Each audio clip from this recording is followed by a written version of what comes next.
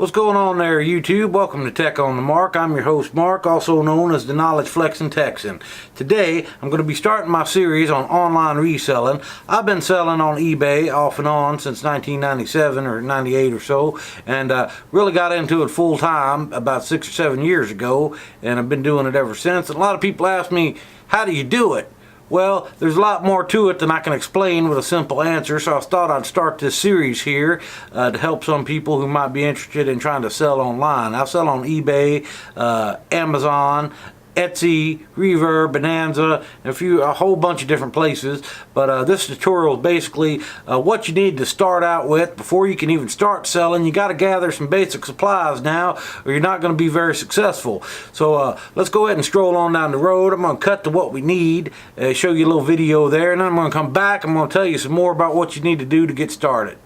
Here's a rundown of all the items you're going to need before you can attempt to successfully start selling online. Without these basic essential items, you're going to find you're going to have a lot of problems reselling online. It might not be profitable, and it might not be so successful.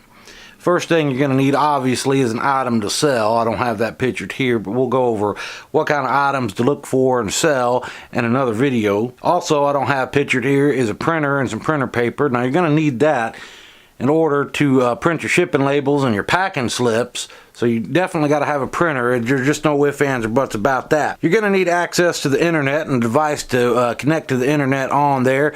A lot of people use their cell phones, and you can use that on certain sites, but for eBay and Etsy and Bonanza, I highly recommend doing it from a desktop computer, because their mobile versions of their sites and their mobile apps don't always have all the same features that you find on the desktop version, and some of the things you can't do. Plus, it's a lot harder to print a shipping label from those mobile devices and whatnot. You're going to need to get some basic office supplies. I don't have those pictured here either. Pens, paper, scissors, tape, things like that. Now, you're also going to need packing materials to pack and ship whatever items that you sell. Complete your order successfully. You might just need, depending on what you're selling, little envelopes like this, maybe some bubble wrap. You might also need boxes and packing peanuts, or maybe some of these padded envelopes in different various sizes and whatnot. But we'll also go over some other packing supplies and materials and methods in another video as well. But you want to make sure you get at least, the essentials on what you need before you start getting ready to ship anything out. Don't run out and buy a box after an item sells. You want to make sure you have a box for it before it sells. And you're going to need some packing tape and a tape gun, most likely, unless you're just shipping an envelope. You might not need that, but I suggest you get some of this and keep it on hand.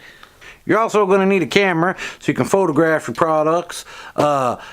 A lot of people use their cell phone camera to do that. I don't recommend that, but if that's all you have, I guess that's what you got to use. But as soon as humanly possible, if you can invest in a dedicated camera just for product photography, I highly recommend you do so.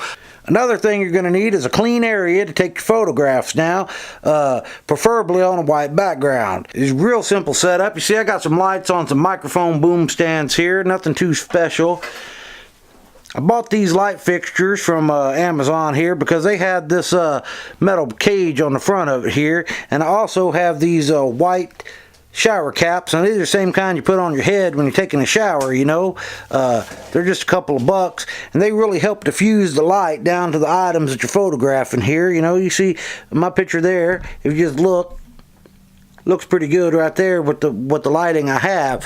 But also in there, I have some compact fluorescent light bulbs there. Those are 5500K color temperature. I find that anything 3000 or less, as far as color temperature goes, makes the items look real yellow. Definitely prefer 5000 to 5500K color temperature bulbs, and we'll talk about lighting and stuff like that in another video as well. Now, most importantly, you're going to need a tape measure and a decent scale.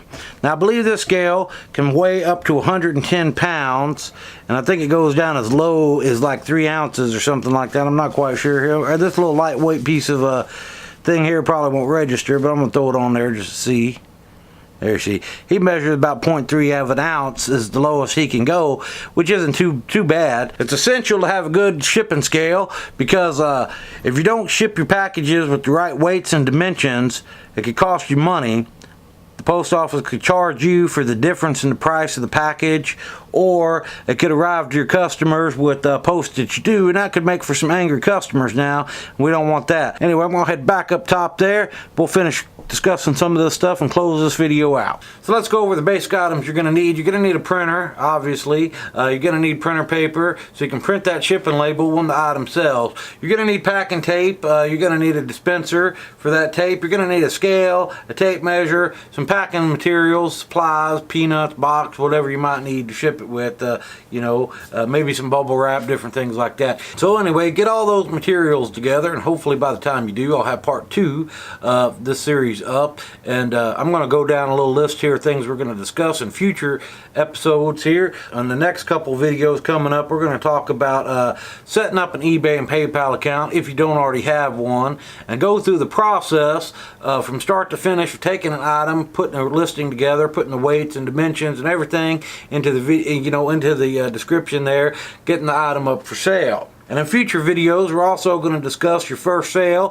what happens when you make your first sale, packing that item up when it sells, shipping an item and printing the label. We'll go through those steps with you. We'll also do some what to sell videos, kind of like they call them bolos, be on the lookout. Items you can pick up relatively cheap and flip pretty fast for a pretty good profit. That's about all I got for this video. I sure do appreciate you watching. If you found this video educational, informative, or enjoyable, please be sure to give me a like and subscribe, and then a share. It sure would mean a lot to me. Don't forget to visit me on social media. All those links should be appearing on the bottom of the screen here right now. Visit me on my website, www.techonthemark.com. And if you'd like to help contribute to the channel further, you can visit me over on Patreon at www.patreon.com/techonthemark. And you can make a small contribution to the channel, and that'll help me grow and expand. I sure do appreciate you watching YouTube. I sure hope you have a great day.